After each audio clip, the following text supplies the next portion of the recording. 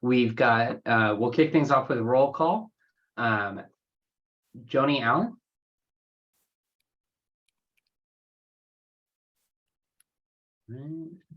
Lucia Brown. Here. Alicia Brown.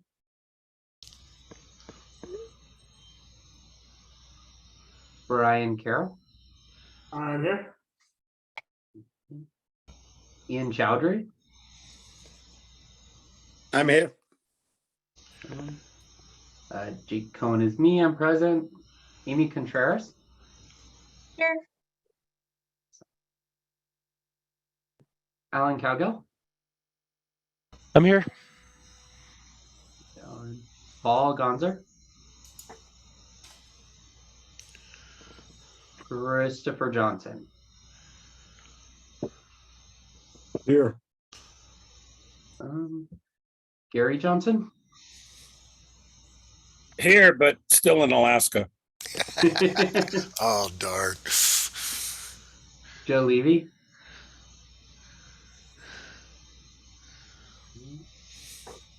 Jamie Lewis. Here.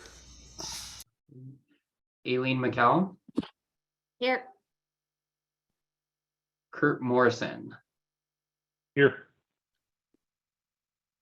Christopher Pacheco.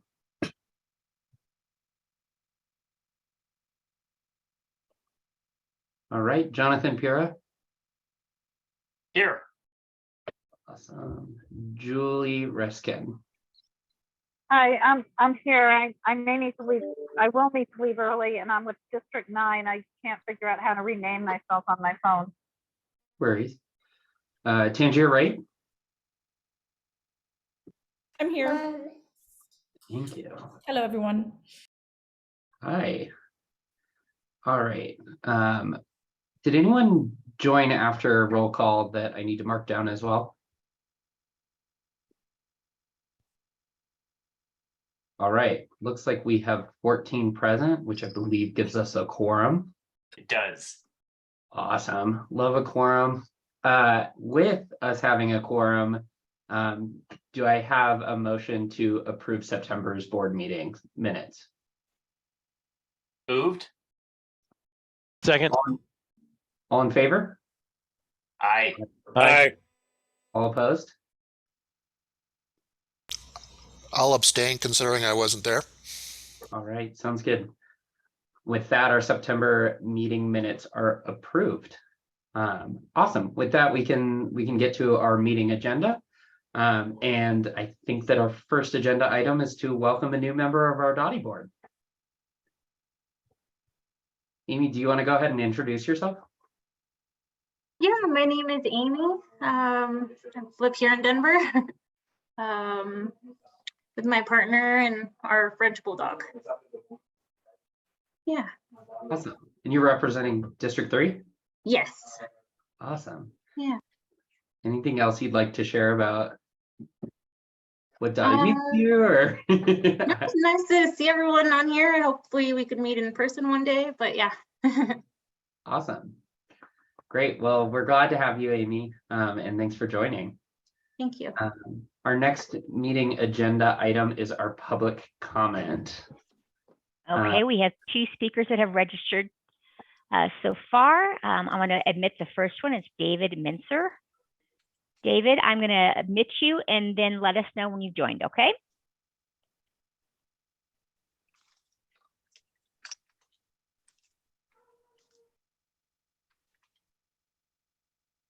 Okay, I think I'm in. Wonderful. Welcome. Okay, thank you. I just wanted to talk about the process by which DOTI selects capital projects for DRCOG funding, specifically the tip call last month. DOTI they selected 3 projects for funding worth $20 million, and the list of the projects that they selected was publicized 2 hours before the meeting, where they voted and finalized that list. As far as I know, the advisory board was not involved in ranking those projects or vetting them at all. And I was especially disappointed that with all the unfunded multimodal transit projects we have in Denver, they selected designing and the expansion of Pena Boulevard from I-70 to I-470 and putting $5 million into that project. They didn't select a single transit project despite kind of all these claims of prioritizing multimodal. They said there weren't any transit projects kind of ready to be funded, which is pretty unbelievable. DIA is just starting their mobility study, but apparently they've already decided that they're going to spend $200 million to widen Pena Boulevard. So, I think something seems to be broken in the process where how they're prioritizing their projects. So I was hoping that the next round of funding, the process begins next month, that the advisory board is involved, that they have an opportunity to weigh in on the ranking before it's voted on and finalized.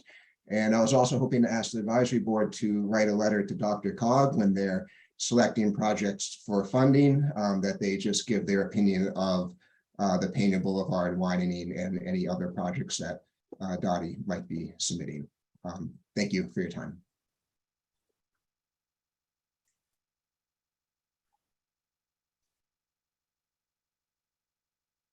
Okay, thank you. I'm going to promote our next speaker. It's Amy. Amy, let us know when you've joined.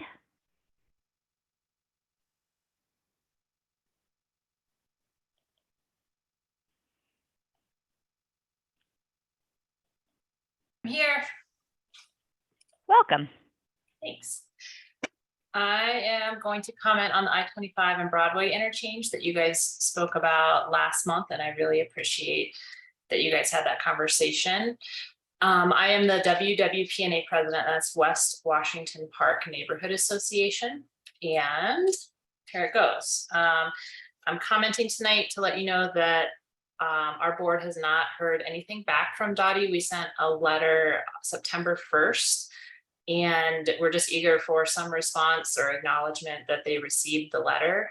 What we asked for in that letter are two things: design amendments made to segment 3 of that project that improve the first and last mile connection from our neighborhood to Broadway Station for people walking, rolling, or biking, by slowing down drivers, eliminating the need to cross highway on and off ramps, and creating an efficient and more comfortable route than the current design provides.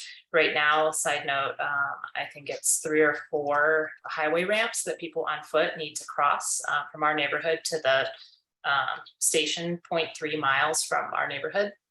And the second thing that we are asking for is for DOTI to encourage mode shift by not inducing driving to the area from outside of Denver. And also we said in our letter that this project is in direct opposition to almost every Denver plan relating to transportation, environment, and community. And that the project design as it stands today does not meet the goals outlined in the environmental assessment that happened over, well, I guess almost 20 years ago now. The environmental assessment is a big document that a lot went into putting that together, but that's a federally required process. And the part of the project that the part of the environmental assessment that this project does not meet, the most important part, is this paragraph: maintain access to and from area neighborhoods, provide fully integrated and useful bicycle and pedestrian facilities in the corridor, provide multimodal travel options that may not be accommodated with existing infrastructure, and address the demand as a result of the projected growth. That's all I have. Just looking for DOTI to acknowledge that they received our neighborhood's letter and the letter of the RNO next to us as well. That's all I have. Thanks. Thank you, Amy. That's all I have as far as people that have registered. Jake. Awesome. Sounds good. I think, okay. If we don't have anyone registered, we'll go ahead and move ahead. We are way ahead of the agenda, so we might be able to get some more time in the budget conversation. But I believe our next agenda item is the report from the DOTI leadership.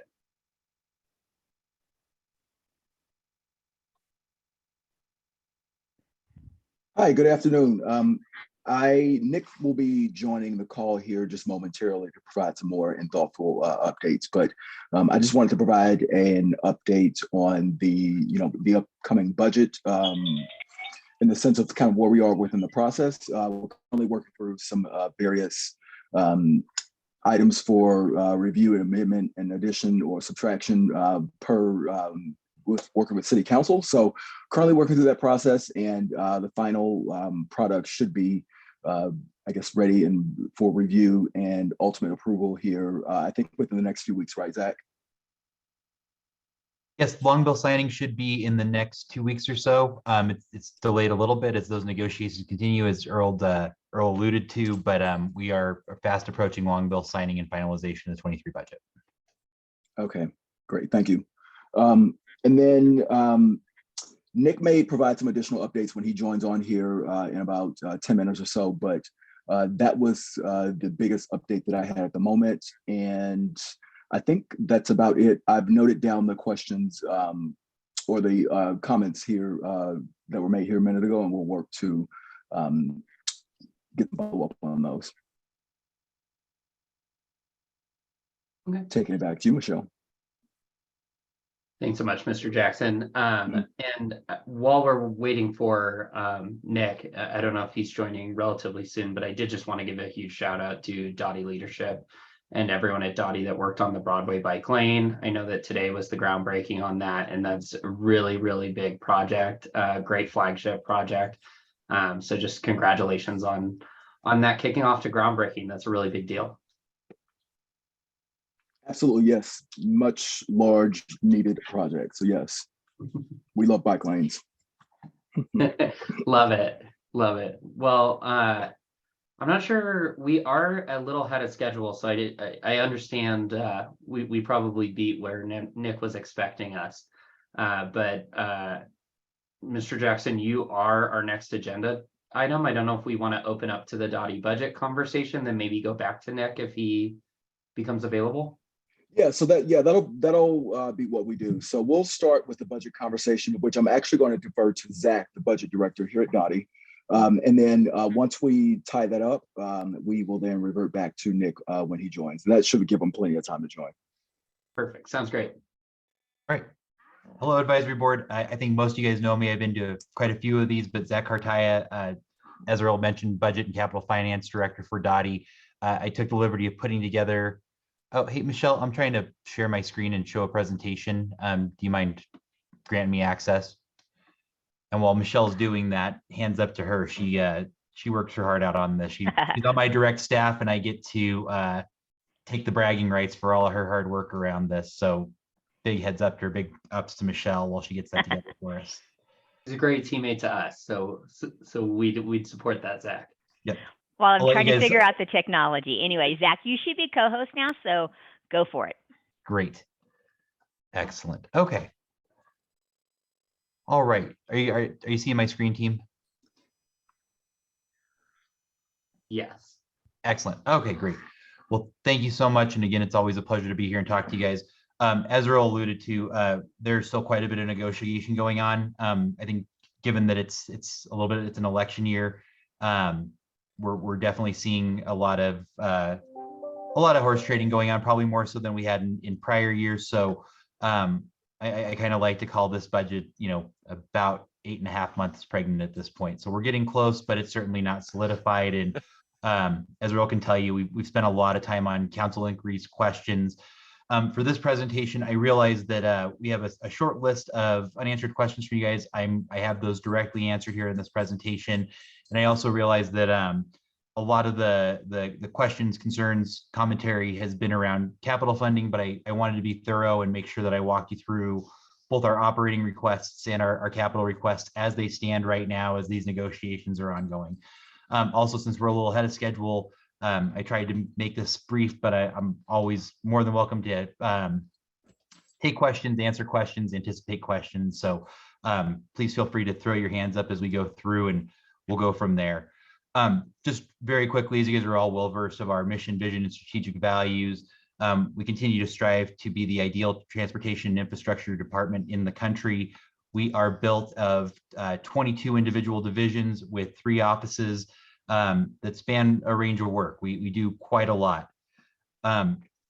Going to our financial overview, we deal with approximately $460 million, which we'll be dealing with in 2023 from various fund sources. So we talked about this, when we, the very first time I met you guys, but we have our general fund, which is a lapsing annual operating fund, our wastewater enterprise fund, which is both an operating and a capital fund, the new volume-based pricing special revenue fund, our fee-based trash service, which will be starting in January 2023, the transportation special revenue fund. I think the last time I came to you guys was to give you an update on that particular fund, our asphalt plant internal service fund, our capital funds, and then we do manage the fund balance of the fleet replacement special revenue fund.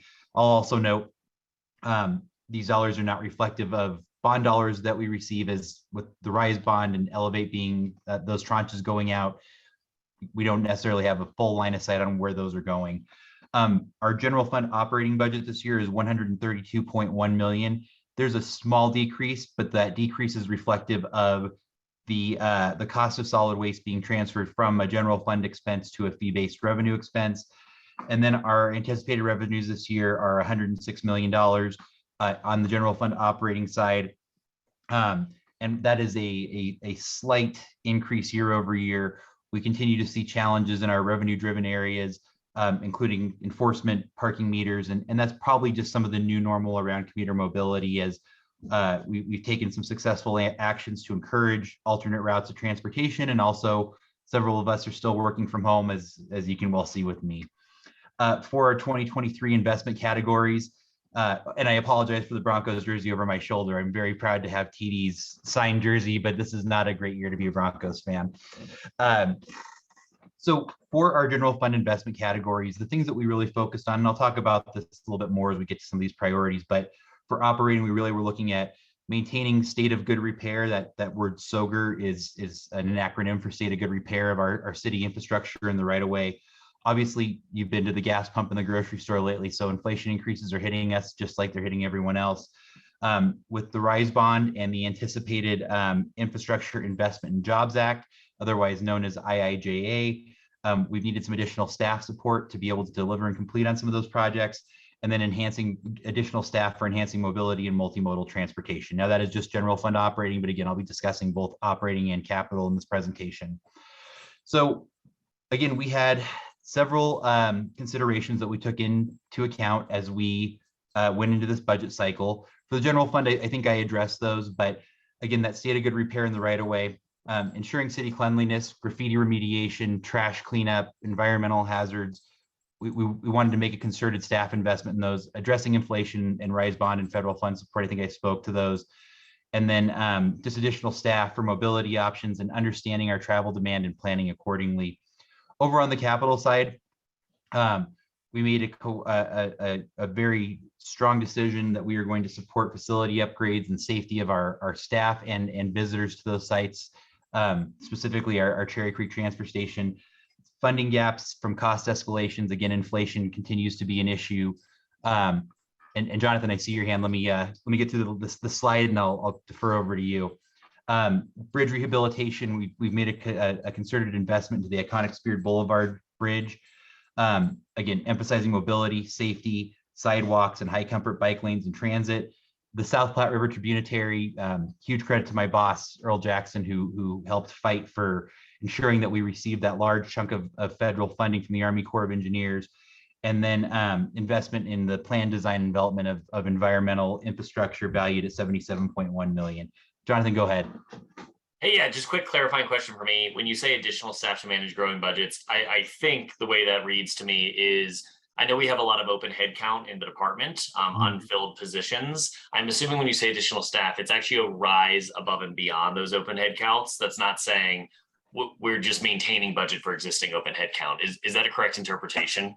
That's absolutely right. Yes. So we are currently sitting somewhere in the neighborhood of 280 to 300 vacancies. And I'm sorry, I don't have that right off the top of my head, but if we have 300 vacancies as of January 1st, we'll have 320 because we've put in these new positions. Although with the RISE bond and federal fund support, we partnered with both the mayor's office and DOF to get early requisition ability. And so we're working to fill those, and proud to say that some of the procurement staff on my team are all almost filled. And so again, credit to the mayor's office and to DOF partners for helping us through this and navigating that additional influx of dollars and projects. So to quickly add on that point,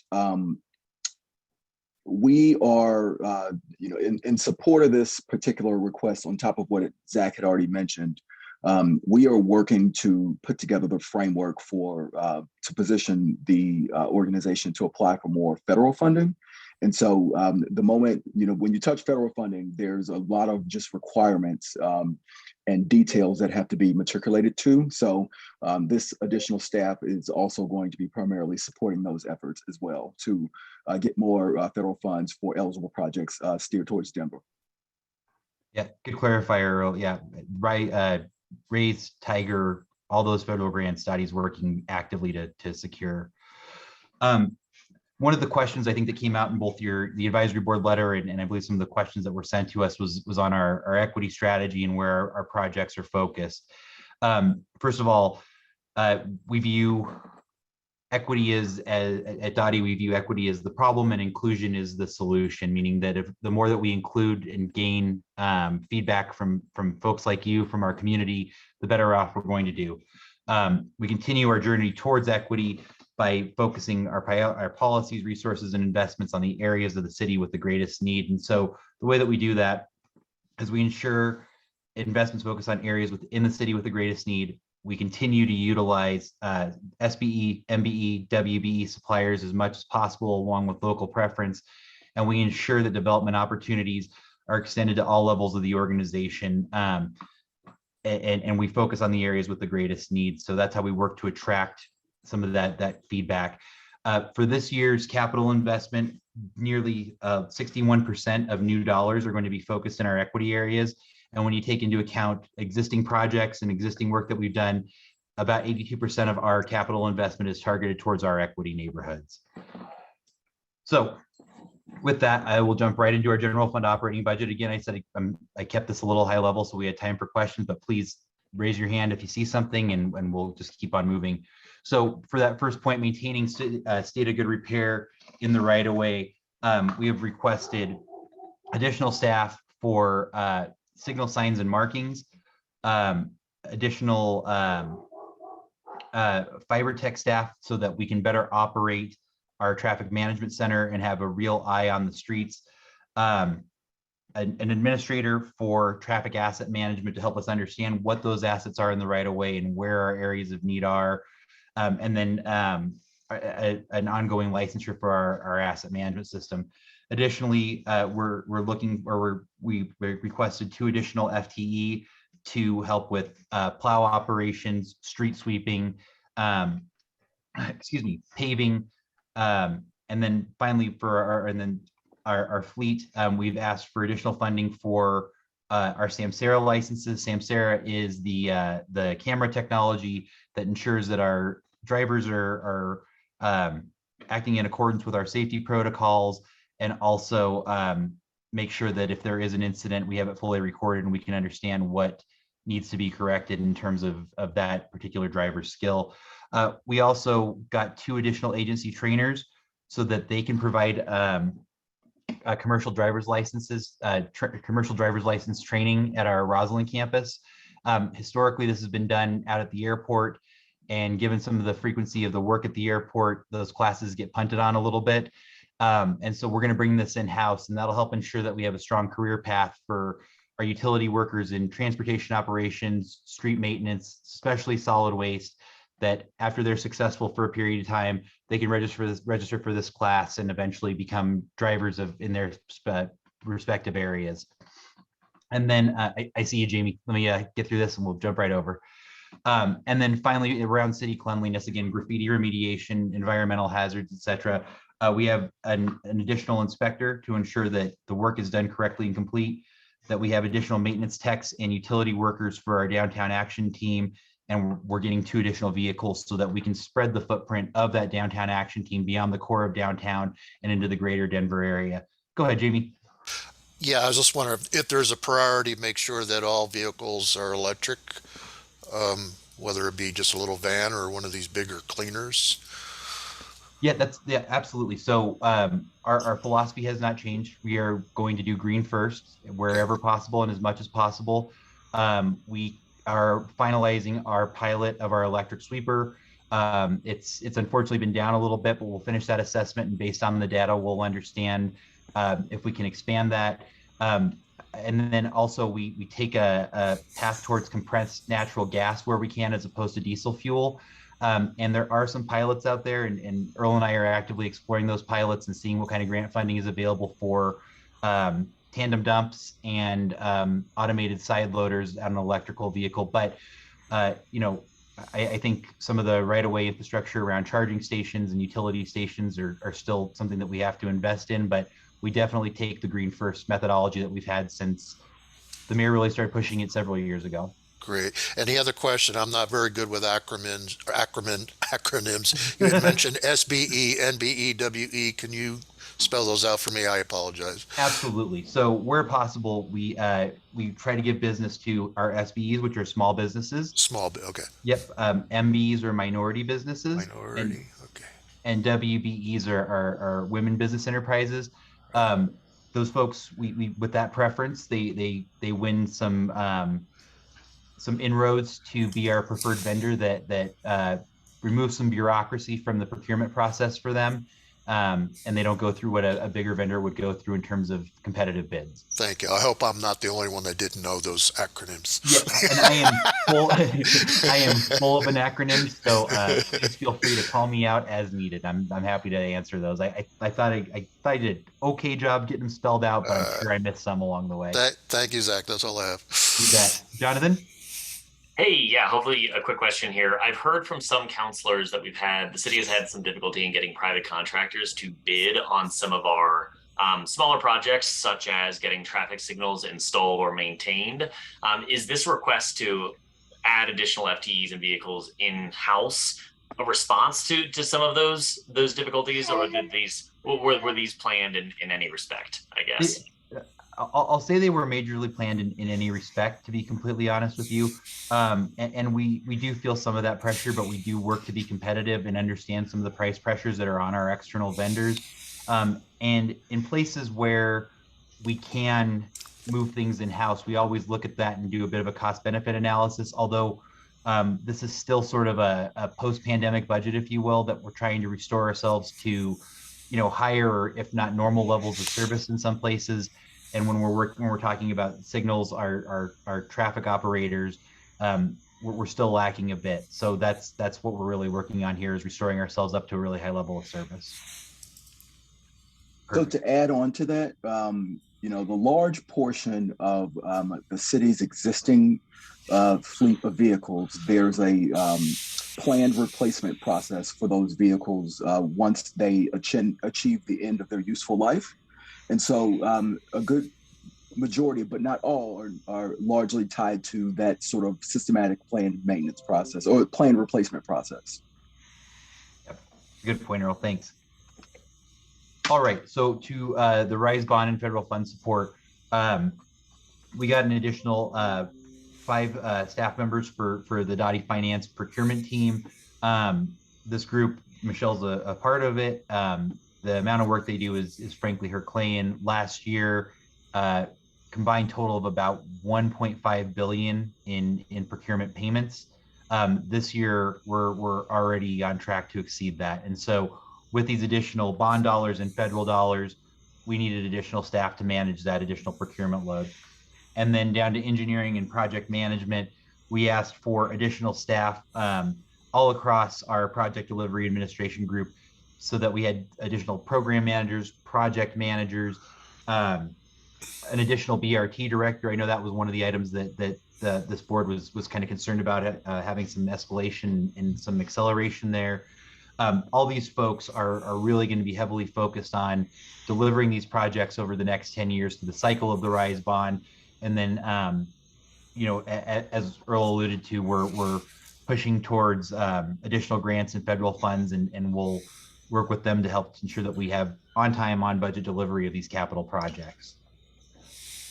Yeah, Joe, go ahead. Yeah, I was just wondering, sometimes it says limited and sometimes it says unlimited. Well, can you familiarize me with what the difference is and why it's there? Yes, absolutely. So for our limited employees, those are folks who have a tenure that's limited by date. So for example, the group that you see here in the engineering and project support, procurement and finance, they have a 10-year expiration, meaning that that position expires at the end of 2032. Now, with that said, and then that coordinates with the RISE bond, the GO bond issued every 10 years. But with that said, a lot of times, this is sort of the analogy that I like to use, is that we hire someone and it's going to take them 5 years to build 100 desks, right?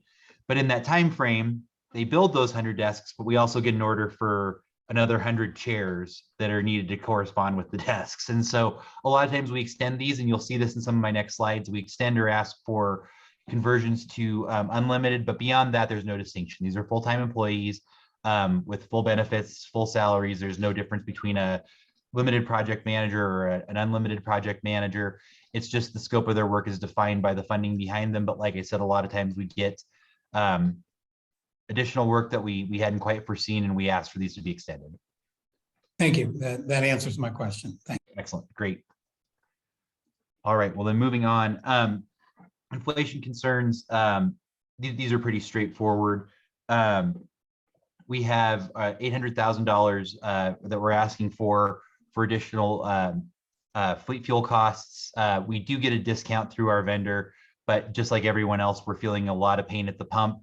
And also through, as Earl mentioned, our fleet replacement and expansions, we'll have new vehicle infrastructure on the road. And then we're also looking for some additional funding for escalated costs of PP and fleet parts. Again, one of those areas that we're seeing some large cost escalations, especially around silicone items or items that are petroleum based, because just like with fuel, those costs are escalating. And then finally, our last category, enhancing multimodal and mobility support. This is one of those prime examples to Joe's question, where we've realized that these ongoing projects tied to mobility and multimodal transportation are in need of the staffing resources that we had asked for a limited period of time. But as these projects grow and change and scope changes and evolves, or we're addressing needs in different communities, we're asking for some conversions from a limited position to an unlimited position. And in the case of the last two, we're asking to extend those positions out through 2024. And then we're also asking for an engineer manager. We want this person to be a travel demand modeler. This has been sort of a staple of some of Dr. Cog's recommendations and requests, and some of our brother and sister municipalities across the board have tangential positions that help kind of understand this travel demand and where we need to make improvements. And so as this person is on board and joins us, they'll be able to tell us more about what the travel demand is and whether we need more arterials, more signals, all of the above on those things. Yeah, Christopher. Mute myself. So you mentioned the use of SB, NB, WEE firms previously. Are any of these positions that are being authorized available to those firms as a staff augmentation play? So not necessarily, because these are full-time employees that would come work for the city. Although, if you do have some sort of alternate, if you have an alternate job, we just ask that you disclose that. But these are fair and open to anyone and everyone who wants to apply for them. That said, we do have dollars, and I'll talk about this on our capital side, set for staff aug, where we will be procuring various vendors, and again, preference given to SBE, MBE, WBE. Oh, you're muted again, Christopher. Sorry. On some of the limited, engagement positions, seems like it would make sense that there's an understanding that they're not going to be in perpetuity, and therefore a consultant might be able to do that work without burdening future pensions and obligations to the city. It's just a thought. Yeah, and in those places we do augment staff where necessary and where appropriate. We continue to evaluate that as we carry forward. As I said, a lot of these positions, while we do have these extensions, a lot of these were really meant to help us get into restoration of services, but it's a good point, and I'll let Earl speak to it a bit too. Yeah, so some of the sort of technical elements of the difference between limited positions, unlimited positions, and what we can and can't do to those are much more, they're less related to what DOTI policies are, but more of as a whole, how the city goes about doing that as a whole versus what we do here in the department. So it's important to sort of have that distinction as well. Yeah, thanks, Earl. Appreciate that. All right, so this takes us over into 2023's capital budget. So there is a $187 or $188 million CIP targeted investment. Again, prioritizing safety, facilities, maintenance, and multimodal transportation infrastructure. It's broken out here in this pie chart to the right. Our total investment in transportation and mobility capital projects is $90.2 million. That is inclusive of dollars from the special revenue fund. Our total investment in facilities is $20.6 million, inclusive of $3 million for ADA improvements as we continue to manage the ADA settlement and get our infrastructure up to a state of good repair and compliance with the ADA groups. And then finally, our total environmental investment is $77.1 million, inclusive of a $5 million kickoff amount for the SPRT, or the South Platte River Intertributaries. And so this is really just our ramp up startup amount for SPRT. And so again, just a couple things to call out. There's the $77.1 million in wastewater, inclusive of the $5 million of SPRT, transportation enhancements, and then maintenance of our existing infrastructure in the right of way. And I'll break this out a little bit further as we go through. So, sorry, I'll just come back here. So this $23 million in system enhancements, in addition to our grant match, gets us to this $35.7 million in 2023's mobility investments. Just a couple things, and I know these were sort of called out in some of your Q&A that was out there. This $2.9 million in sidewalks is really targeted towards repair. We have an ongoing commitment to address gap, but this is really about having rollable, safe, walkable sidewalks. And so that money is going to be invested towards ensuring that our sidewalks are in a state of good repair at all times. Additional dollars for warranted signals, Vision Zero, our bike program and bike lanes, additional mobility innovations, and again, more targeted projects. One other thing that I'll just kind of draw your attention to is this Infrastructure Investment and Jobs Act professional services. It's $1.5 million. That is just the CIP investment, but Christopher, to your point, that is dollars allocated to augment staff. That is a piece of the pie. I think what's to be seen is what we get from bond premium and additional IIJA grants that'll help us sort of determine our future destiny on what we're going to invest in staff augmentation for those small businesses, minority businesses, and women-owned businesses.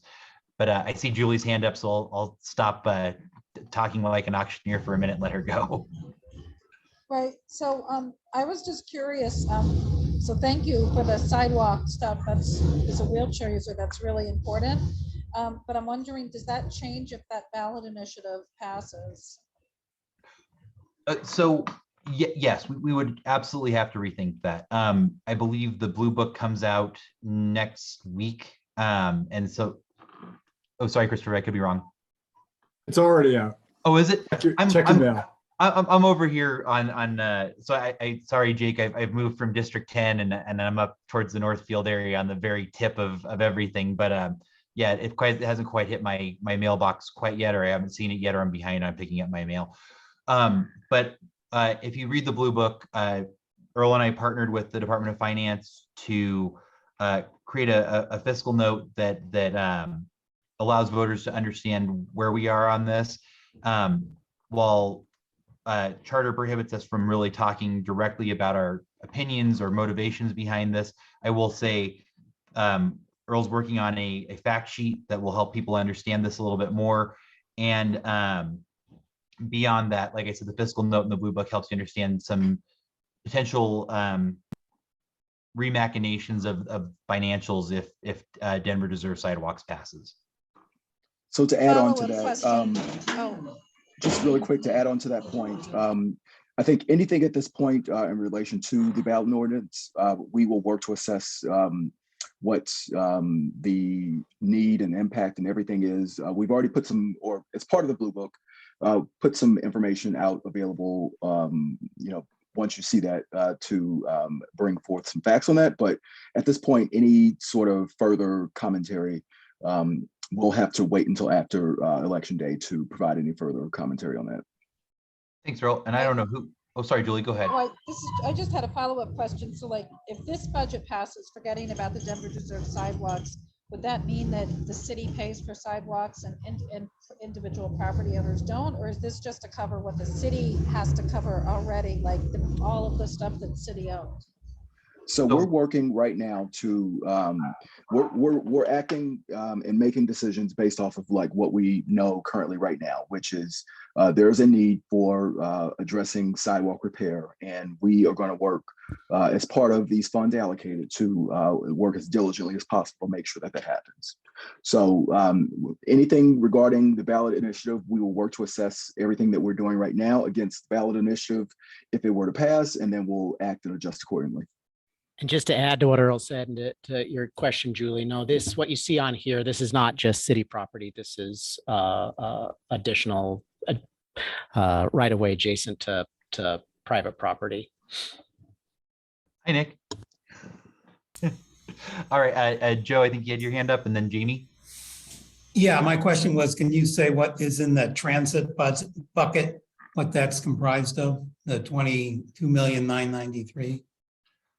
Yeah, absolutely. So in the transit bucket, I think there's quite a few things, but it's additional lane miles, signage, just basic transit infrastructure that's in addition to what we currently have up there.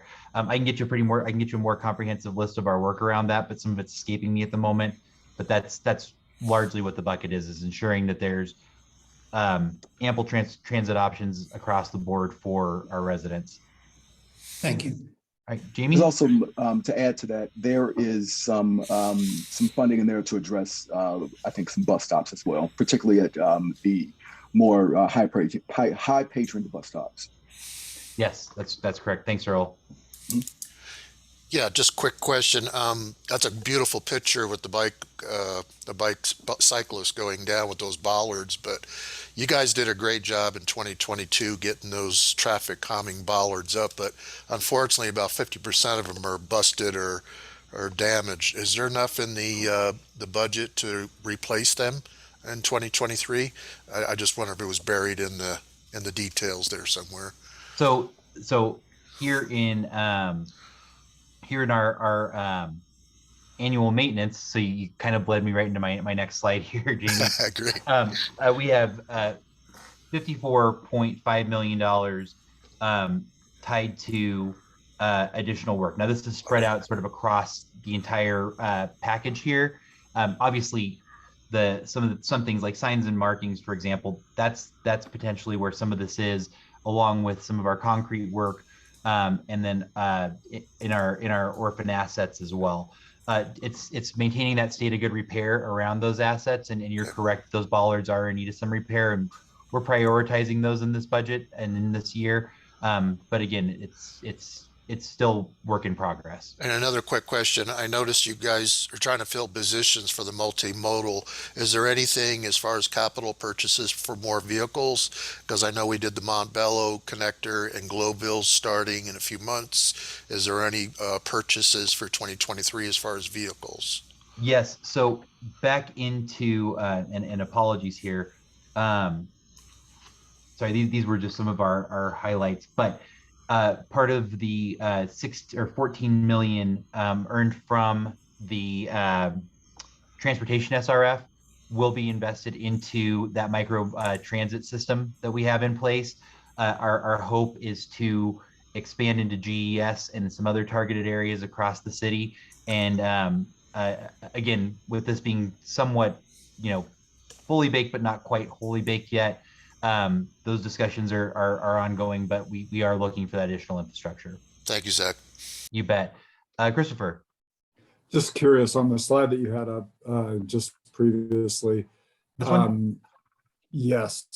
I see the asterisk. It's only on signs and marketing or marking. That is quite a dramatic change year over year. And can you explain, was 2022 just an anomaly, or is this year the anomaly? So 2023 is the anomaly. With some of the staffing challenges that we've had in our signs and marking group, we have enough roll forward to sustain a budget level that is similar to 2022's budget investment, meaning that given our limited resources, this particular area could take the cut, but still be at a budget level that was the same as 2022, because capital funds are non-lapsing, meaning that unused funds roll over into the next year. And so their roll forward was large enough, but that is why we've made an ask for additional staff in signs and marking and some of that staff augmentation out there to ensure that we catch this back up. And as we say in the asterisk, we can't sustain this in 2020. We can only sustain this in 2023, meaning that in 2024, we're going to need to put significant investment back into signs and markings to ensure that we continue that level of service. That's what I didn't understand. I'm glad it's an anomaly. Yeah, it is. This will not be ongoing. Joe, I don't know if that's a new hand or a steel hand. All right, that's the old hand. Okay. Just want to make sure I'm capturing everybody. Great. Yeah, sorry. No, you are totally fine. So then moving over into our wastewater capital investments, growth in our sanitary and storm infrastructure. We have quite a bit, 8.6 million in green infrastructure investments. That is reflective of the fact that as we've grown this Office of Green Infrastructure, that quite a bit of that work is now past the design phase and ready for build. And so that's our first step into implementation. And then we're investing some money in some of the facilities, inclusive of our Central Plant Campus main building. We've renovated 3 floors there previously, and we are now continuing that work onto the 1st floor and the 6th floor. Me and my team just toured the facility. We popped the lid off. We have a new heater and air unit in there, which has been appreciated by our employees who worked the summer with air conditioning window units. And then again, beyond those green infrastructure and drainage and storm drainage and sanitary investments, we do have that kickoff amount for the South Platte River and Tributaries project. And that's reflective of that 5 million over on the side there. So then finally, we did receive your letter. And so we wanted to talk a little bit about some of the things that were called out for your recommendations. First is investing annual budget dollars, inclusive of CIP, TIP, DRCOG, federal or CDOT funding into road diets or other proven safety measures to redesign our arterial and collector streets in Denver's high injury network. I'll just say that we always prioritize around those, and we are always looking for funding opportunities, especially as we find ourselves in a little bit of a fiscally constrained area, but we are looking at TIP funding and federal funding to really address that as part of our again, Vision Zero program, which is critical in informing us on this stuff, and also looking at bond premium to invest those dollars into these areas. Dedicating resources to accelerate the build out of Denver sidewalk network, BRT, and protected bike lanes. I think I talked about this a bit to Jamie's question, but beyond what we're looking for manual maintenance around the bike lanes, we're also always looking to grow. Your questions are next, but this year we're looking at a concerted effort to get 45 new lane miles of bike infrastructure, protected bike infrastructure up in the city. With the build out of the sidewalk network, again, we continue to address gap year over year, and sidewalk gaps are a major issue for us, but also what we've really had our eye on is that annual maintenance and state of good repair of the sidewalks in the city to ensure that they're walkable, rollable, etc. And then investments in neighborhoods that are low on the equity index, as I showed you guys in that first slide or in one of those earlier slides, we make a concerted effort to ensure that a lot of our investment is targeted towards our equity neighborhoods, as they are the areas of greatest need and where we see the most injuries, fatalities, and so it's a concerted effort there. Moving forward to some of the questions that you guys had sent, there was a few of these, and I just kind of wanted to walk through them. The first one was about the 5.7 million invested in bicycle infrastructure and where that's going to go, or how much that's going to produce. We're anticipating that that this funding will approximately build about 45 bike lane facilities and miles of various types, although we have a high prioritization on our protected bike lanes. The second question was around how many miles of sidewalks will be done for the $3 million in sidewalk infrastructure. Again, this is one that's geared towards repair. While we are prioritizing gap, this $3 million is prioritizing repair. And what we're doing right now is we have we're getting an assessment done of all of our sidewalks. Now, that hasn't slowed down our work. We've begun work on this project, but we still are kind of waiting to see what the final results are from the vendor so that we know which areas to hit first and how we can best address that. Some of it is as simple as taking a grinder out and ensuring that the sidewalk is level. Some of it's more complex where we actually have to lift the concrete. So we don't have a direct answer on the number of miles just yet, but as soon as we get that assessment back, and we assume probably somewhere in the next 6 months or so, if I'm not mistaken, we'll have those results and we'll be happy to share. Christopher, go ahead. Just real quick question. So you said that DOTI absolutely proactively tries to invest its capital improvement dollars in equity challenged areas. Sure. So as your sidewalk assessment is completed, how does DOTI give additional weight to the damaged sidewalks in the equity areas and tilt the scale to those, all other things being equal? Yeah, absolutely, because it's a good point, because really the assessment's going to tell us where the most blighted areas are, right? What we need to attack first because they're the most blighted. Now, I guess the secondary consideration on that then is, where are we making the most impact? And that's where I think you guys have heard from David Nemovitz, on our deputy city engineer, who talks a lot about that scoring methodology and how equity, raises the bar on some of that.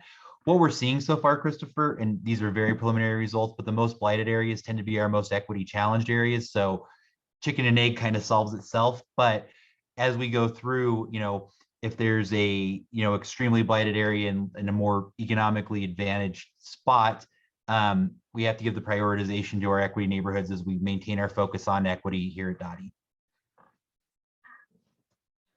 All right. Can I ask a quick question? As when in the your first hand blended into your background, that's why. Sorry. In the first bullet point, when you say bike lane facilities, is that inclusive of neighborhood bikeways or exclusive of it? No, that is inclusive of neighborhood bikeways. Got it. Thank you. You bet. Okay. There was an ask for some translation of the pedestrian and crossing improvements for 493,000. There was also a secondary question about the 850,000, if I'm not mistaken, for Denver Moves pedestrian. Oh, here it is. Yes. So 850,000 for crosswalks and crossing improvements in the Denver Moves pedestrian build. These numbers are one and the same. The 493 is reflective of what DOTI is going to receive to begin work on some of these critical infrastructure needs. The remainder is going to community planning and design for them to assess and help us grow that network. So kind of two birds with one stone there. But the pedestrian crossing program is really our proactive effort to address critical inspection improvements, or I'm sorry, intersection improvements in the city. So we currently have about 12,000 uncontrolled intersections without control devices. So signals, RRFBs, stop signs, anything that may calm some of that. So as I think Dave talked about a lot with you guys, these intersections are run through a pretty strict prioritization process with a focus on equity to make walking, rolling, and biking more convenient and safe at any given location. These dollars will fund the construction of these high priority locations, although the exact mileage or work done around these, we're still assessing, as this is a new budget ask, and we'll probably have to come back to you with what that'll exactly do. Alan. Thanks, Zach. First of all, thank you for going through all of our plethora of questions. Really, we know you guys are already super busy with budget season, so we appreciate you giving us some of your valuable time. Do you have and if you don't, it's totally fine, but do you have a rough idea, like, for those of us that don't know, like, how much does a crosswalk cost, or do you have a rough idea of how much like a flashing crosswalk would cost, or just a ballpark guesstimate? Yeah, absolutely. And so it's a little dependent on a few different factors. Generally, an RRFB or one of the flashing signals is about $170,000 per unit. For a warranted full signal build, it's about $800,000. But I'll also say it sort of depends on the infrastructure that's there as well. So if we're going to replace, say, a stop sign with an RRFB, there's generally not electrical infrastructure there yet. And so we have to get our partners at Excel to come run the electrical infrastructure up, which does change the cost. And so it's a little case by case, but we work to try and stay within those unit costs and use those to project out as best we can. And like, what about just like that's super helpful to understand. Crazy expensive. What is like just like a painted crosswalk, Zach? Like ballpark? I'm sure there's design costs, and it's not just the zebra striping on the pavement. Yeah, absolutely. So again, I hate to be I'm not trying to be ambiguous intentionally. No. It is a little dependent, right? Because if we have glass beaded inlaid crosswalks, that's a little different than just spraying down latex paint. And our preference is to go towards the more durable, longer lasting stuff. And when we get into that, we look at about $250,000 per crosswalk, but that's inlaid bead, specialized paint, reflective work. Just laying down paint is obviously much cheaper than that. But again, our preference is towards the more durable, longer lasting investments, but it's a case by case basis as we go through. Sometimes something is better than nothing, and that something is just paint. Thanks, that helps a lot. Thank you. Absolutely. Joe. Yeah, I had a question on the funding. We've had a lot of questions on the scooters and the bicycle rental and all that. To what they pay to get licensed, does that go into the general fund, or how is that accounted for? So we can maybe put a little pressure on them to, to keep improving. Yeah. It is a net credit to the general fund. It's a good question, Joe. One of the things that's challenging is that while DOTI brings in, I think you saw this discrepancy, about 106 million in revenues, we also expend to the tune of about 135 million. And so we are subsidized. We're heavily subsidized by other areas, sales and use, other fees that are out there. And so it's hard for us to sort of stake a claim around the revenues that are truly ours and then say that's a justification to use more because we're already sort of on the credit card, as it were. All right, just jumping down to the next item. So for the PQ017, neighborhood transportation and calming, the question was about how many neighborhoods will the 350,000 for traffic safety improvements go and how many intersections. So NTMP, again, back to what I kind of talked through with Alan, some of this is a little case by case basis. Right now, Capitol Hill and the Civic Center are identified as our next neighborhoods to prioritize projects through our community-based action plan. We've identified and designed Capitol Hill and the Civic Center for NTMP projects, and those will be implemented. And that funding will be used for construction. anything unused will roll to the next set of prioritized neighborhoods as we continue that assessment. But again, as far as how far it goes, it's dependent on the existing infrastructure, what's needed in that, and cost escalations obviously continue to be a bit of a concern for us. And so again, we have those basic unit costs as I talked through on Alan's question, but there are some mitigating factors that can change that. Moving down to PQ015 for Vision Zero implementation. The questions about how many high crash intersections will be improved or road safety crossings added or signals to be modified. Again, this is one that again has some variables, but with our Vision Zero program, we continue to complete the action plan, and we're looking at about 67 unique commitments. For 2023, our program seeking funding to move forward with various efforts to help in these to improve safety in these high crash corridors and intersection while prioritizing our equity index areas. Those 67 unique projects are really in all of the above methodology, inclusive of additional signals, crossings, signals to be modified, or warranted signals to be added. Jake, I see your hand. Yeah, I think I have a question that's basically a carry on of Alan's, but tied to these next bullet points. Sure. Particularly when we talk about, like Zach, you'd mentioned prioritizing wanting to invest in longer term assets, which I'm a super big fan of that policy, particularly, selfishly, like in Cap Hill and Civic Center are in my district. So definitely want to see that. On the counter side to that, knowing that in our right of way, specifically in those neighborhoods, but throughout the city, there's a lot of right of way projects right now that are not run by the city, particularly service cuts, 5G installations, etc., that have, it's relatively common in Capitol Hill Civic Center for those service cuts to actually remove a zebra crossing, to cover part of the bike lane. Is DOTI recouping those costs from these vendors, or are we simply getting the permit fee? So yeah, it's a good question, Jake. So we are simply recouping the cost at this point. Although with our partners in the mayor's office, we are looking more holistically at what an impact fee could look like. I don't know that it'll ever catch fire or get wheels, especially with this administration ending and several of our council partners being term limited, but it is something that we're exploring, and we're working on trying to find or work with a vendor to help us understand what that impact fee would look like, what we look like relative to other cities. But at the moment, it's an idea in the cooker and not necessarily something that's being implemented or to be implemented just yet. Is that with the transitions in the elected official front, is that something that potentially this department could help advocate for, that this DOTI advisory board team could help advocate on behalf of the department for? It seems like that would actually make up a significant amount of the impact to the assets that DOTI is building, and then the cost to repair them. Yeah, absolutely. It's like it would be worthwhile for this board to work on that.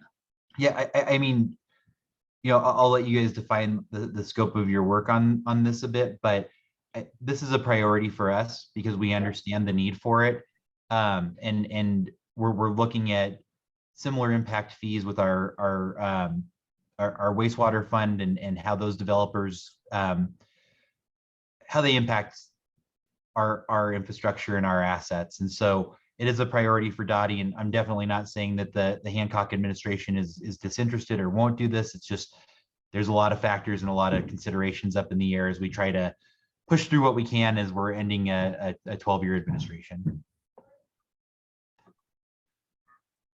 Okay, and then there was one final question I didn't include it here. There was a question about 29,000 in the budget for alley paving and grading.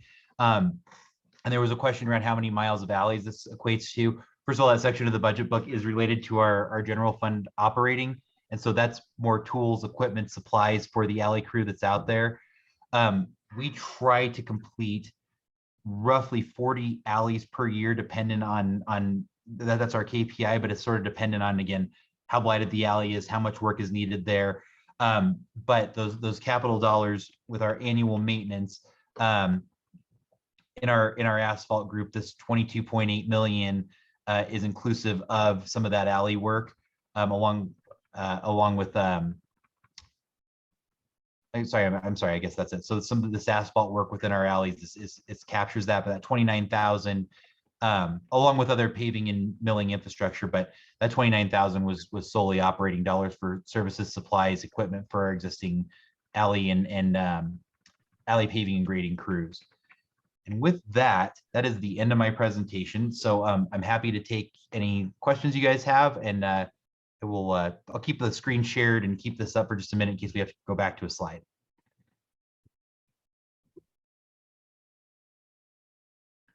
Yes, Jonathan. Hey there. So this is back a little bit on the science and markings item that Chris brought up. I'm wondering, is that maintenance? This sounds like it would be separate because this is probably not considered maintenance. Maybe it is. But I know that there's a large 3-year effort going on to replace a lot of the speed limit signs with 20-mile-per-hour speed limit signs on residential roads. Is this the budget supporting that? Or is that, considered, I don't know, not maintenance, but capital, because it's kind of a new effort. It's not existing signs. And I'm not sure where that would fall, I guess. No, it's a really good question. So the answer is it's actually new in the capital. And it's kind of spread across some of this stuff. But especially that particular one is a Vision Zero initiative. And that's where those dollars are allocated, both out of our CIP allocation and what we got from the Transportation Special Revenue Fund. Great, thanks. You bet. Anything else for me? Zach, I think we had a question in the chat around. Oh, sure. Sorry, I've got my screen shared, so I'm probably just not seeing it. No worries. It's around the definition around the mobility innovations on Bannock. Okay, yeah, on that one, I'm not entirely sure, so I may have to come back to you guys by email. So I'll send something to Michelle, but I can get some specificity around that. I'm not completely ready on that. Nick, Earl, I don't know if you guys have any thoughts or indications on that, but if not, I'm happy to come back to this group. Yeah, we'll have to come back to that. Okay. Happy Zach, to do it. I had heard it might have been repainting the beautiful design in front of the city county building. I had heard there might be some touch-ups around that particular. Yeah, so could that be there's a separate? I no, you're absolutely right, Alan. But it's the refresh of the Black Lives Matter mural outside of the Bannock building. I think is only a portion of this, but it may be the whole thing. Let me find out, and I'll come back to you guys. I know it's in there, but I'm not sure how significant it is in respect to this 30,000.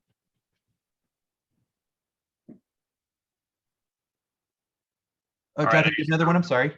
Yeah, no, sorry, I just threw my hand back up. So a couple more questions. I'm not sure where you are at in the council relations process, so totally fine if we can't discuss this because this has not come to you formally.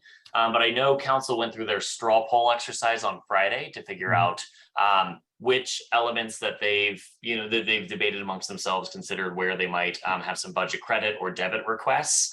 They came up with, I think, 6 or 7 items they would want to put forward, 2 of those which were DOTI related. Wondering if you've already received those and we can discuss them today, or if they are, I guess, off the table because they have not been formally delivered.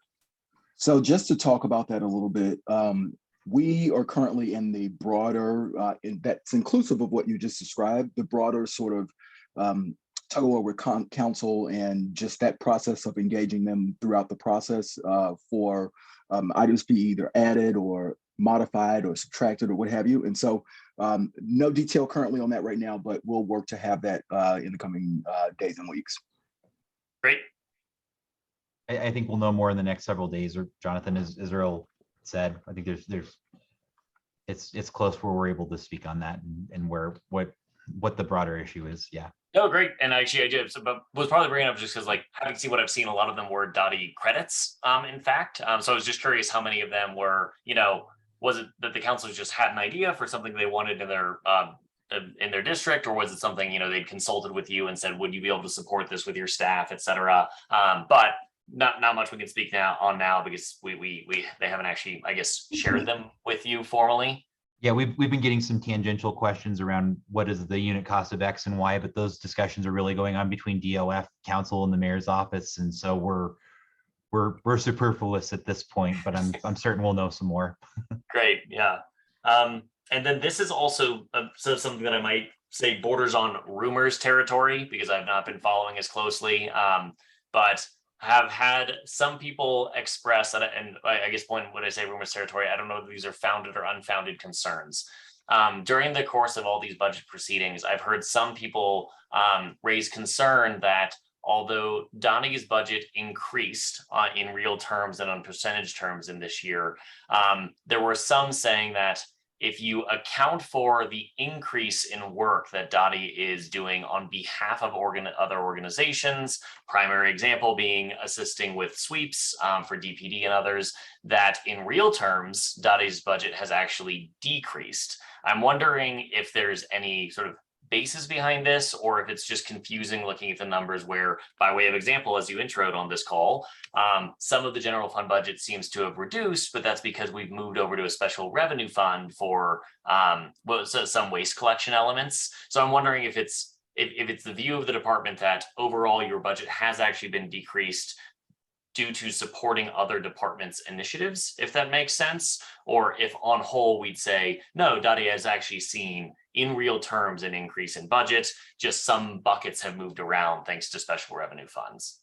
Well, so Jonathan, really, I want to address that really quick because I think that's one of those things that depending on which of the 20 lenses you're looking in, you could come to probably 20 different conclusions on that. And definitely, we do a lot of work for other city agencies here within the city, largely, well, not largely, but in part by charter mandate. And so it depends on specifically which element you are looking at, but and you can come to your own conclusion about some of those things. Got it. So there's just not a clean answer. Yeah. I know with budget proceedings happening so fast, there's a lot of words spoken about like different directions, where this money went, what it means, etc. So I was hoping we can clear up any confusion, but it sounds like there isn't really a strong answer because the money has moved between organizations, and it's hard to declare one perspective as correct. Right. You have to attack it you have to be a little bit more specific in how you maybe attack one portion of that, but holistically, it's hard to come to one single-handed conclusion. All right, thanks. Are there additional questions from the board before we go to our internal finance committee? So I wanted to, I think one thing that we had mentioned prior to starting the budget piece that we were going to come back to Nick when he joined. So if Nick, do you have anything that you'd like to discuss?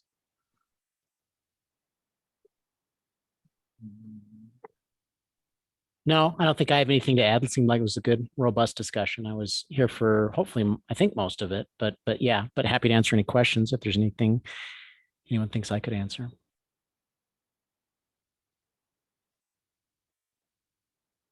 Nailed it. All right. Well, hey guys, I really appreciate your time. My girlfriend's going to be stoked that I'm going to have dinner with them as opposed to being a little bit late. Michelle, I'm technologically challenged, so would you please steal the screen from me? And we'll follow up on that mobility innovation piece, and we'll get a communication out to you guys. And appreciate everybody's participation, and feel free to reach out with other questions if you think of anything. All right. Alan, does it make sense to hand this next section off to you for the finance committee? Yeah, that would be great. This is just a letter that everyone hopefully has seen so far. Michelle, could you by chance give me screen sharing privileges?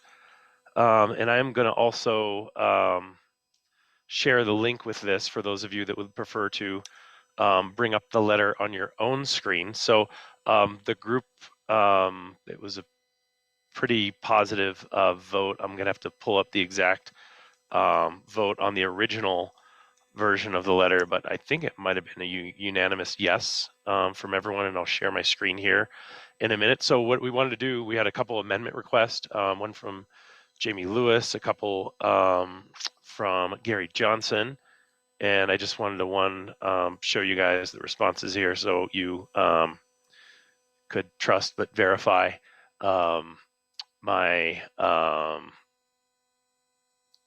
statement on how the vote went. And then number two is go through the 3 amendments we had in the 15 minutes we have left here with our time. And then number 3 is see if there's any other amendments to this letter to send to DOTI from this group, since again, one of our primary charges is to advise DOTI on budgets. We can see all the folks that voted here, and it was so far 100% yes for folks voting on the letter as we've seen it. So I'm going to bring the letter over now. The 3 amendments that we had to the letter. Number 1, this one should be a pretty easy one. Excited for the success of the Denver connectors, i.e. the Montbello connector and the Globeville connector. For those of you guys that may not be familiar or missed that presentation, we had that. These are small kind of micro transit minivans, larger vans that will allow people to take point-to-point connections in these neighborhoods that are high on the equity index. So folks are really excited about this. Jamie, are you on, or would you like to add anything to that? Yeah, I think you had mentioned multimodal in the letter. It just wasn't like bringing this specific function out. I think this is really the way of the future. So I just wanted to make sure it was highlighted in our letter. Great. Thanks so much, Jamie. Could we take a quick group vote on this, adding this to the letter? Could I get do I have to second to get the vote, or can I just say, I don't know, parliamentary procedure? You're seconded. All right, great. All those in favor of adding this about the connectors and thanking DOTI for this in the budget? Please say aye. Aye. Great. All those opposed?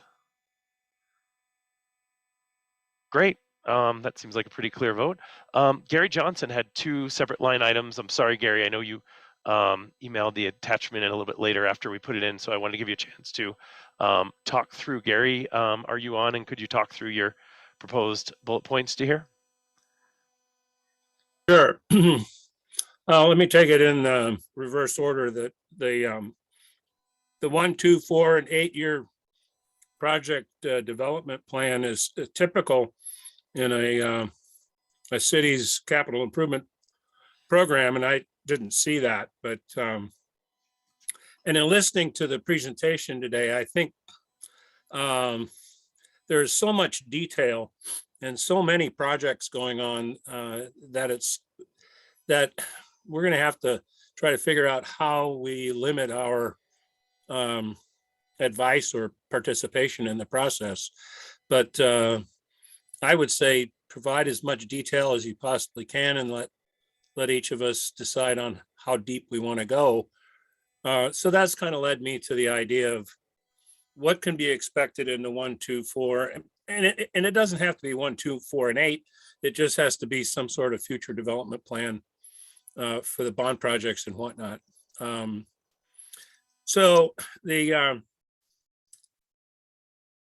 I think it was explained, there was somewhat of an intermingling of operating budget, capital improvement project budgets, and where the bond and grant projects, how they're separated out, managed and whatnot. It'd be very interesting to know what those are. And we've talked about several. Number 1 being the Pena Boulevard expansion. Those are very, very impactful projects.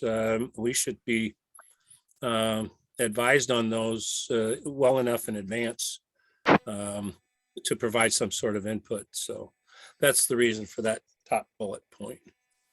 Great. And I see Jonathan Pira has his hand up. Yeah, Gary, just wanted to ask some clarifying questions on my behalf here. With these 2 recommendations, it sounds to me like the second one, providing the board with the 1, 2, and 4, and 8-year project development plans. It sounds like this is a request for how to help us understand the budget in advance of budget season next year. It's not actually something it's not something for this year right now where we're in late stages. And the other item, separating the operating budget from regular capital improvement budget, that sounds like a request for how to configure to some extent the mayor's budget when it goes out to the public, again, probably next year, to help the public understand. Am I interpreting both of these properly, or did you have a different intent for these? No, I think, thanks for that clarification. That's kind of what I had in mind. I really would like to see what it takes to operate the department versus how much money is actually going on the ground. And that's why I wanted that first bullet. And it's kind of intermingled, and I couldn't separate them out, only to the fact that Zach offered a very, very you know, a detailed list of projects that would support a particular line item. So yes, the short answer to your question, Jonathan, is that exactly what I was looking for, kind of a reorganization so that we understood what's going on the ground versus how much it costs to run the department. The second bullet then is exactly that. You've got every agency I've ever worked with in my career has had, including DRCOG. I mean, they have a 20-year plan and they've got projects laid out for the entire 20 years. Whether or not and then they have a prioritization process that goes through a three-year revolving prioritization and funding process. And so that's the TIP process. So it's kind of what let's reflect what the TIP is asking and kind of do that in the budget for Denver as well. So the answer is yes, I think you interpreted that correctly. Okay, great. And I think one other thing, I know Jamie, you have your hand up, but I might want to preface before we vote again. I know there are more questions, but before we vote again on these next couple items, might add to that motion of approval or denial for the individual changes. That is part of that motion. We allow for, I guess, moderate language changes and cleanup just to fit with the body of the letter. I know we include this in a lot of our MPAC proceedings to make sure that we're voting on the intent, not the exact wording, and allow you and the committee some discretion in how to fit it into the body of the letter.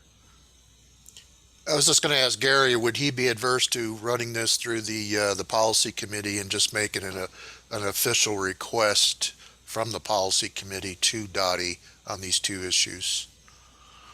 Oh, sure, not a problem. I mean, whatever the process is, I'm kind of new to this whole thing. Right. So we really wouldn't need to vote if we just want to switch this over to the policy committee. That's up to you guys. Gary, would you be comfortable pushing this to the policy committee, or do you feel strongly that this should be included in the letter?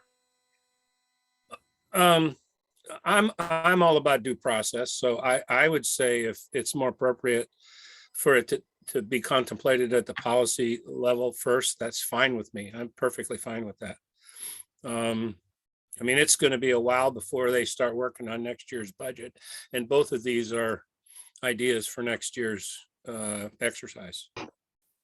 Jamie, did you have anything else to add to that? I see your hand still up. And then No, we'll go to Jonathan. I'm done. Thank you. Jonathan?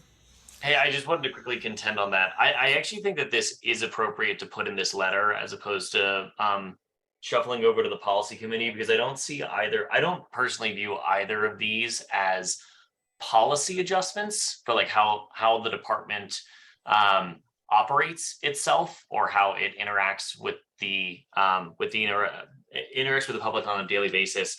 It's really information sharing in the relation to the budgeting process and this board. And it is a request for, action for next year. That's true. If we were going to bump it to any committee, I might actually think it'd be more appropriate to be budget and finance than policy, because I don't really view it as policy, but I would also view it as appropriate if we all agree to put it in this letter as an early request for action for next year. So I'm hearing from Jonathan, yes, we can certainly put this to committee, and which committee may be up for debate, but maybe this will be the first part of the conversation around this, and then a committee, whether it's policy or budget and finance, could further expand upon that. Is that a fair statement, Jonathan? Oh, getting off mute. Yep. Great. So that would be a vote for keeping it in here, and then either Jamie in the policy committee or us on the budget committee could move forward, and we can take that discussion offline if we might run with that. So any other thoughts on these two bullet points or questions from the group? No, perfect. Well, let's take a vote here. We'll do it one by one here. So the first bullet point, separating operating budget from regular capital improvements. All those in favor of adding this? Aye. Aye. Aye.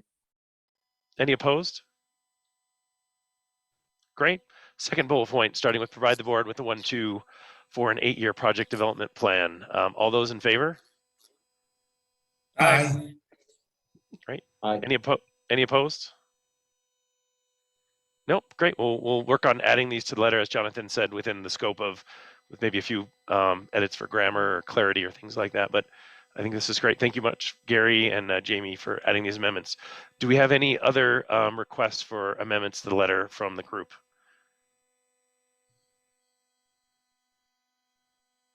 I might request that we explore. I think the note about the impact fee really hit strong with me, that basically the department, by both state and city charter, is granting right-of-way permits, and then when that results in a destruction to DOTI assets, they're not recouping any of that cost. I know that this might not be the most practical letter to propose that kind of institution of a new fee, but it does feel like it's so directly related to DOTI's finances that I would love to get a feel for this board's reaction to that. I mean, that was a note from Zach that made it sound like the finances are really going to be hard, and to maintain a good state of repair in the city is going to be really challenging when you're actively working with partners that may not have the same respect for the assets of the department as the department itself. How do you like this initial draft, Jake? We are exciting. DOTI is exploring an impact fee and encourage them to do so.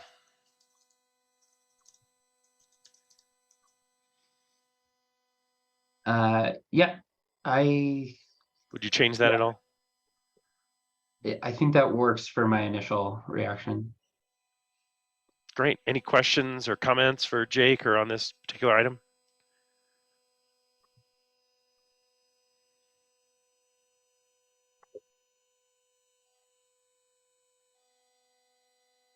Nope. Don't see anything in chat. Great. So would like to go ahead and vote on this. All of those in favor of adding this amendment to the letter, please say aye. Aye. Aye. Aye. Aye. Aye. Any opposed? Great. Clearly passes. Any other amendments? We've got about 6 minutes left before our next agenda item.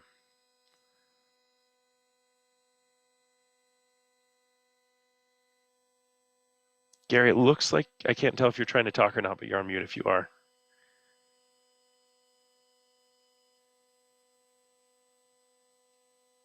Any other? No? Great. I don't see anything else in chat. So we'll go ahead. I'll work on Jake with Jake and Jonathan on the most appropriate way to send this to the city on behalf of the board. And thank you guys so much for everyone's that spent time to watch the city council hearings, read through the budget, and contribute to this letter. We really appreciate it. And thank you so much, Alan, for helping coordinate this. I should say coordinating a lot of this activity and action. I know this is a really aggressive budget season, so it asks a lot of us in a short time. And glad we had you there to help lead the charge. Yeah, I just want to shout out to Chris and Kurt as well for helping out, and Joe Levy, who also participated in our budget meeting as well. Their help was invaluable too. Awesome.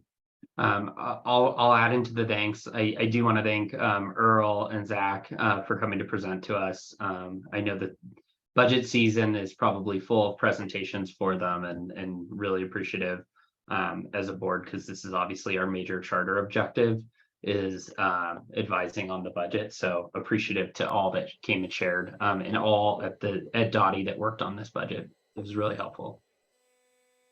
Yeah, just to second that, we did send a lot of questions to Earl and Zach, and for them to, again, spend time on that we're so appreciative. So again, thank you guys as well. Cool. Any last items of business related to DOTI 2023 budget? All right. With that being said, do want to jump over to our next agenda topic, which is our new 2023 meeting time and date.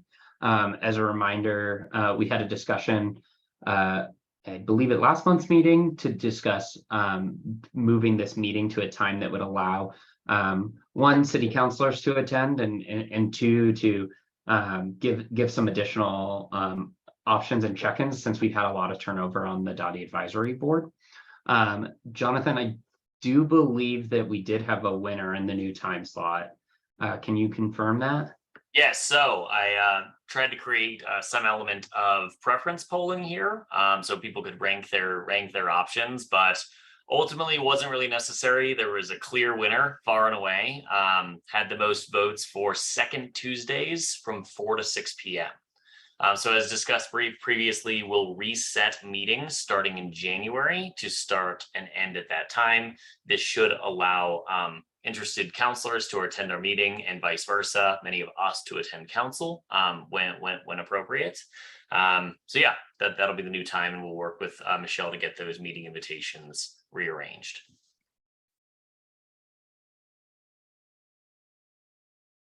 Cool. Any questions around the new time?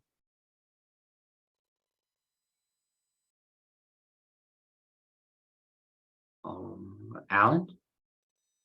And I'm assuming from a DOTI staff perspective, that works for Nick and Director Phipps and others. That I'm assuming that was included. I think you guys mentioned that, but I just want to verify. Yeah, sorry, I should have mentioned, when we set out the initial times on offer, we first validated that the times were viable for the department before making any offers. Great, thanks for clarifying. Cool. Awesome. Well, I'm really excited about that. I think it should give some additional availability for us to get additional speakers, particularly now that we're not competing with council head to head for booking speakers. So I'm very excited we could all agree to that, and even more thrilled that it sounds like so many people can make the new time. So with that being said, did want to go over to the advisory board committees. Jonathan, feel free to tag team any of this that you want, but Jonathan did add a note into our Slack communication, and I believe emailed it out as well.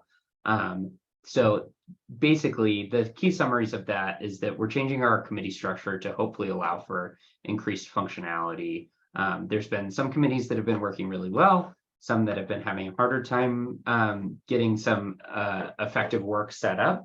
And so really looking at, are there ways where we can make committees more effective? So there's a couple new principles around what we're talking about here. So the key one being that members may participate in as many or as few committees as they would like. This will allow members who have more time to commit to additional committees that they may or may not be interested in, while other board members who may not have as much time do not need to be in a committee that they cannot commit time to. So hopefully that allows us for some increased effectiveness and ability to actually organize a committee meeting for those committees that we have.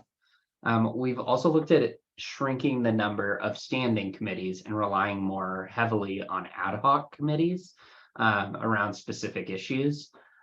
So that would result in us removing, committees like, say, community engagement or projects, unless that committee would like to continue it on an ad hoc basis.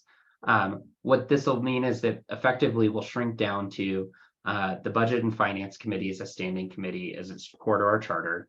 And then we would seek to merge the Policy and Operation Committees into a single committee to allow some more overlap between some of the topics that have bounced between those two committees, enough to the point where it seems like it'll make more sense functionally, if possible, to merge those committees. And then beyond that, additional committees could continue to exist if that committee wants to maintain it on the ad hoc basis, but everything else at that point would be an ad hoc committee, and we can set that up in the board meetings, and that committee can meet as needed until that committee's accomplished its goals.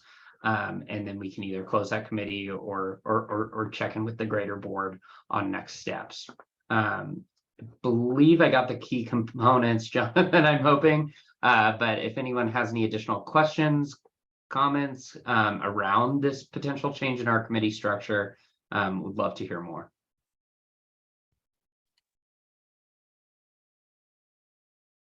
Jill? Yeah, well, I'm interested in how we communicate. And so when you're saying we're going to, the outreach community, our outreach committee won't have to, will become defunct, not sure how we get our message out. And I'm a little nervous about everybody calling in every month. And then we say, thank you very much. And then we move on. We don't have any real method or means to kind of follow up on it that I know. Did you have an idea of what that might be? Follow up? So I think, and I don't know if you have a specific example in mind, Joe. I can imagine some that you probably do from serving on the policy committee with you.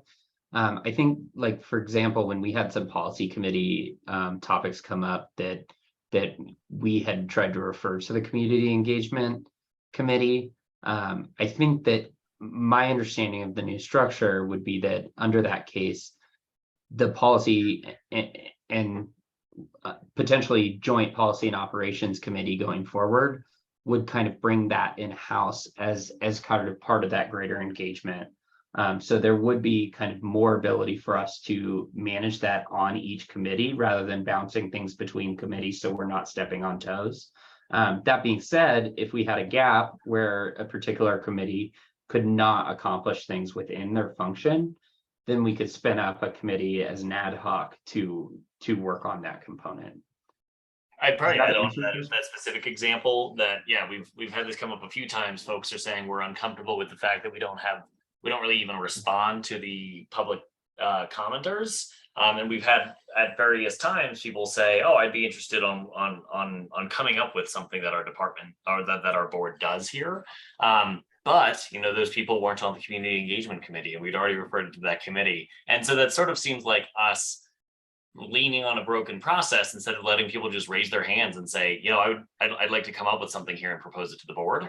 And that's what we're trying to open the opportunity for here is essentially, we have a couple of standing committees because they're sort of core to our charter. But otherwise, when things come through and we say, hey, we should do better than just silently or, you know, thanking a commenter and moving on. If someone wants to work on that, they can do that. They can take it away individually instead of relying on you know, a sort of honestly arbitrary committee structure that we created before. That ad hoc committee that does this, it could be just the one person that raised their hand, or multiple people could. And once we have a solution that we all agree is good, that ad hoc committee, we'll call an ad hoc committee, disbands, even though really it's sort of like a task group or task force, something along those lines. Similarly, within the project sphere, instead of having a dedicated projects group that looks into the details of all projects, when we have something come to us like this I-25 and Broadway item, there were a few people that were interested in being more involved in that, but weren't on the projects committee. And again, it seems we're trying to shoehorn an arbitrary committee structure onto people who just want to raise their hands and help with something.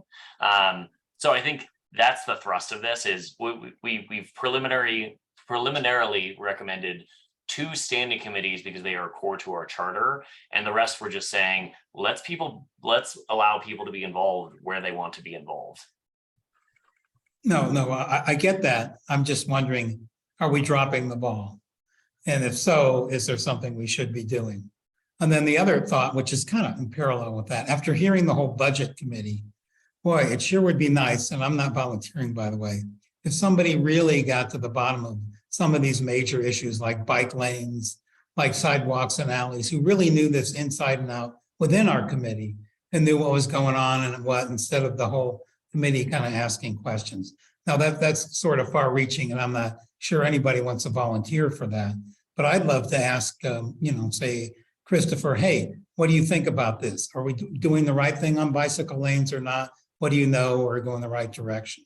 So that was just one thought people could sort of take on, just a small aspect of what DOTI is responsible for and kind of being a little bit more of an expert than what we are now. So that's just a thought. Alan? I think the nice thing about this potential structure, to Joe's point, is for folks that are passionate about sidewalks or bike lanes or transit or wastewater management, that those folks can, you know, propose to form an ad hoc committee and work on any of these issues as they come up. So I'm in favor of the new structure. And I just wanted to applaud Jonathan and Jake for looking at this and adapting to things. Jonathan? Yeah, just wanted to know briefly, I do want to separate the concepts of, committee structure and as Joe said, are we dropping the ball on certain topics? I think if we do revise our structure like this and we all say we have a problem with how we respond to the community and no one raises their hand to work on it, I do still think that puts us into we're dropping the ball territory, whether we have the committee or not. So I don't doubt that there will be some struggles here where we have things that we identify as a problem and we don't have anyone to volunteer and we'll need to come up with some sort of solution for that. But yeah, I do think it's possible for us to be, I think it's clear we're dropping the ball now, and I don't think that moving to the new structure necessarily fixes it, but I think it helps unblock some other items. Yeah, I think I would definitely add on to what Jonathan said. I think we're being quite honest with ourselves over, in our reaction to some of the public comment and some of the projects that have been raised. I know as a board we can do better than some of the response we've had, and I think when it comes down to it, part of our existing subcommittee structure did allow for this. Well, we need to hand it off to this committee because they oversee this within this line, and we're actually crossing into the boundaries of that committee if we talk about it. And I think that is one component we're hopefully addressing. And then I think the other component, quite honestly, is none of us are paid employees, and as DOTI advisory board members, we're all volunteering our time, and I think we've seen different levels of ability to resource that. And I'm hoping, and like Jonathan said, this is probably not the perfect solution. This is the proposed next solution. And I'm hoping that, once we switch over this, we will be able to better resource these committees in a way that we can drop the ball less often. I think, we're going to probably occasionally drop the ball. I have not delivered against, what the citizenry that comes to deliver public comment deserves consistently enough under our current committee structure. And I'm hoping that we can all, take a look at, where can we help, what are we interested in, and where can we make the biggest impact, and step up and create the committees that make the most sense for us, and then join the committees that well reflect that. So I'm really optimistic that this is a good next step for us, and I hope people agree. But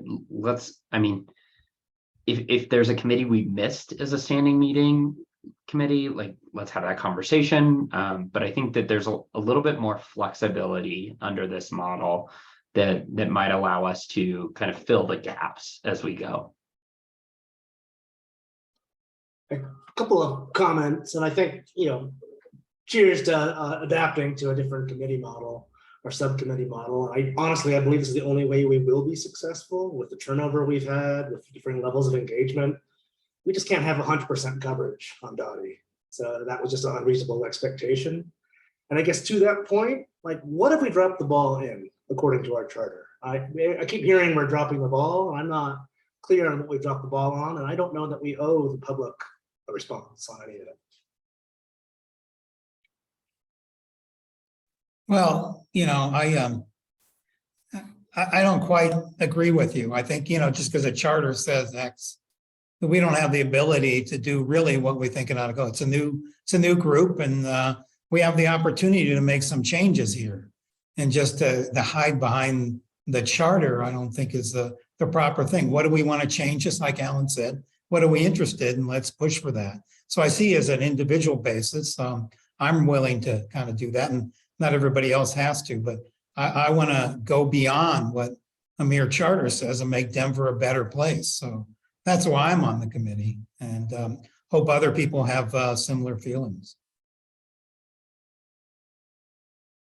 I definitely agree. I think your comments make me really glad to serve with you on this board, Joe. But I think that, we are probably not dropping the ball in regards to our charter, but I do believe that this board, its intention, it can achieve greater things than what we are today. I think that is both in serving the citizens, that's serving the department itself and elevating it and supporting it. And I think that, I think that we have places where there are interests on this board, where people want to put, time and resources into supporting some of these public, these things that have either come up in public comment or that we've had as a discussion point while we've been on an agenda item, but didn't necessarily have time in the meeting. And I think this is, where we can kind of invest those resources. But I think that you're probably right that we haven't dropped the ball in regards to charter, but I think there's some desire to hold us to a standard, at least I think for many of us, to a standard that really is, how do we make Denver better? And I do think that is where we have some room to improve. Jamie? Yeah, I think this is where the chairs need to be a little more aggressive. For instance, I already marked down David Mintzer's comments, and I think that's a potential policy discussion. If we were to come to a decision, I would definitely like to reach out to David and tell him what that decision was. So I just think the chairs need to be a little more aggressive. If they hear something in public comment that they feel might be an agenda item, let's get back to those people. It may not be what they wanted to hear, but at least they know that we're engaged and we're keeping them updated. So just want to say that. Kristen? Yeah, I agree with the conversation. And I certainly haven't been as active as I hope to be in the projects committee. What strikes me about this advisory board is that we represent much of all of the city of Denver, but we really don't have a clear response, as others said, to our public comment sessions. And I think that, if we're looking for legitimacy or Joe, to really do what we're here to do, I think that would go a long way, right? Taking in commentary from the people that live in our districts and acting on it, with some guardrails, right? Those are my thoughts.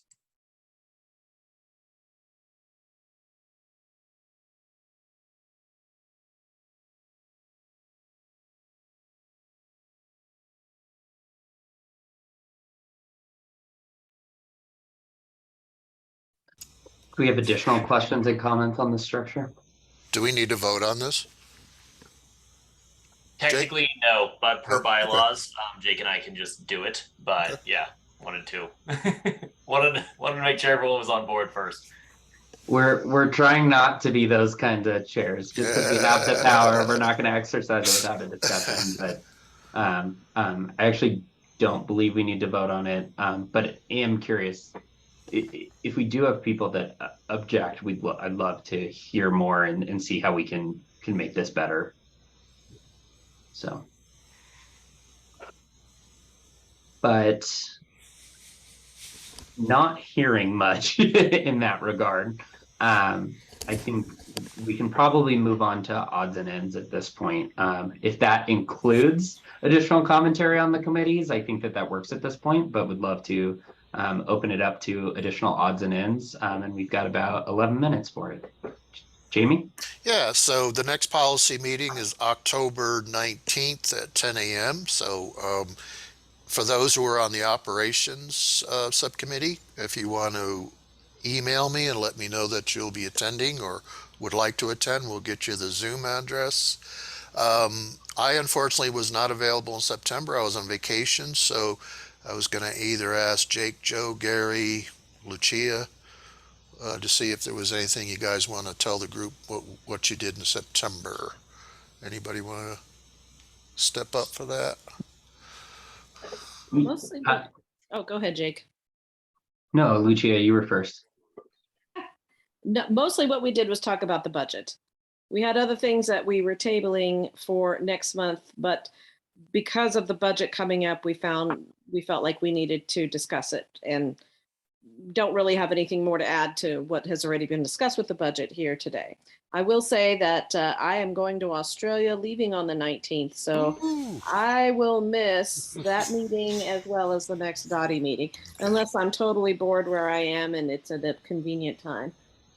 So Barry called in from Alaska, Lucia. Why can't you go from Australia? I know. I may be without actual Wi-Fi, so we'll see. Yeah, the other question I had, we had sent in a letter concerning micromobility recommendations, and I was just wondering if from staff we could get a timeline on when DOTI will respond to those, whether it be the next meeting or an email in between. So I don't know who would we reach out to find Jamie, out about that. Jamie, I can follow up with Stephen Reho. Thank you. Okay, thank you, Nick. That's all I got. Jamie. Awesome. Thanks, Jamie. Michelle?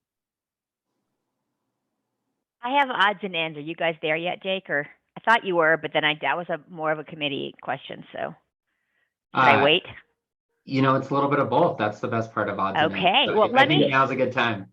Okay, I love it. I'm going to share my screen, and I know I've asked you guys so many times about this, but one last time, if everybody can see this. I actually can't see anything. Can you see it now? Yep. So this is, I've sent this out. I've for a couple months now, but now that our entire board is full, I would like to make sure that everyone is okay with this going up on the DOTI Advisory Board website. If I don't hear any objections, I'm putting it up as of tomorrow. Please note that this email that you have on here will be the email that will be up on the website. If you don't want your email, speak now or forever hold your peace. Okay, it's going up, and congratulations on having a full board again. It's pretty exciting. Yay. Okay, I'm done. Thanks, Jake. Yeah. Thanks, Michelle. Paul? Yeah, Jamie, I messaged you in private in the group my number. Can we connect afterwards for the purpose of those committees? Thank you.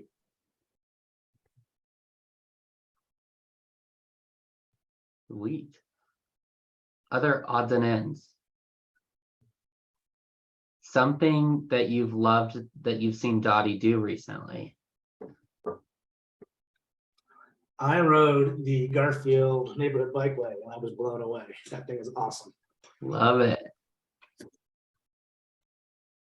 We launched the Broadway bike lane mobility improvements today. Woohoo!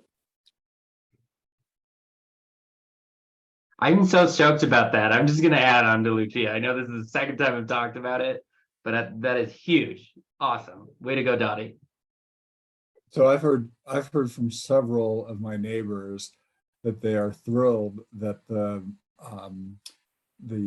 bike lanes that have the space in between with the white poles, they've actually put barriers in so that cars can't park into the bike lane. So that's going to be maybe a retrofit or a design modification going forward, but it's really popular. I know Alan already celebrated this publicly with his publication in the Colorado Sun, but I am super jazzed about the 17th Avenue bike lane, not only in the result that we made here, but also in the process by which it was generated and all the sort of like sub improvements that were built alongside it.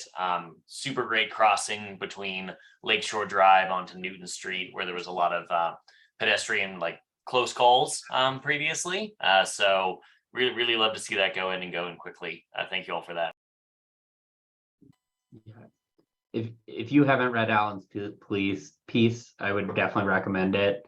If you don't believe that government can work fast, DOTI proved any of those haters wrong on that project. So they definitely deserve some kudos on that.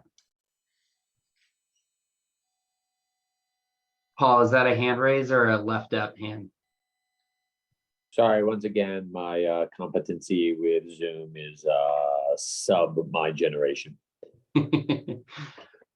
Jonathan. Hey, yeah, not sure if you're already going to get to this, but thought I might preview for the board the next couple meetings topics. Yes. Coming up in November, we have 2 presentations. The Denver Moves Everyone team that previously presented to us, Sam Piper and crew, are coming back with an interim update for us. We also are going to have a presentation from Rebecca Draper from the, I'm going to misquote the name of this. It is the Office of Community and Business Engagement, I believe. Nailed it. Yep. All right. You got it right. You Nice. did very well, and looking forward to being here next month. We'll bring a small team with us. Awesome. So that's our 2 November core topics. In December, we've also asked Rolf from the Rolf Heisinger from the Vision Zero team to come back and provide a few updates and clarifications on the program projects there. We'll be meeting with Sam. Well, I should say, I understand that not everyone on the board currently was on the board at the time we had our first round presentations for from these groups. So we'll work with the presenters to make sure that the new presentations primarily do focus on updates, changes, new news as compared to those prior presentations. And we'll send out material in advance for those of you newer to the board. So perhaps you can review the prior presentations before joining, so you're caught up on context. Just don't want this to turn into a total rehash of what we've already discussed as a group in the past. In December, potentially, depending on the length of Rolf's presentation, or January, we'll have Ted and David from Denver's Automated Traffic Enforcement Program coming to talk about the history and status of the program, Colorado state level versus local legal barriers to the program, potential changes in the current paradigm, both at a local level and a state level, et cetera. So a lot to look forward to coming up. I know we've also had a number of commenters talking about the Dr. Cog TIP program, Transportation Investment Improvement Program. Our next round of calls for that spans from November into January. So Jake, I, and others will talk about how we can potentially incorporate discussion of those proceedings in. I've just talked about those next 3 months, so it might be a bit difficult, might be some committee work, might be all board work. So some to figure out there, but wanted to give you a preview of what we've already been discussing with Michelle and others to date. Jake, did I miss anything there? Anything to add? I don't think so, Jonathan. That was pretty perfect.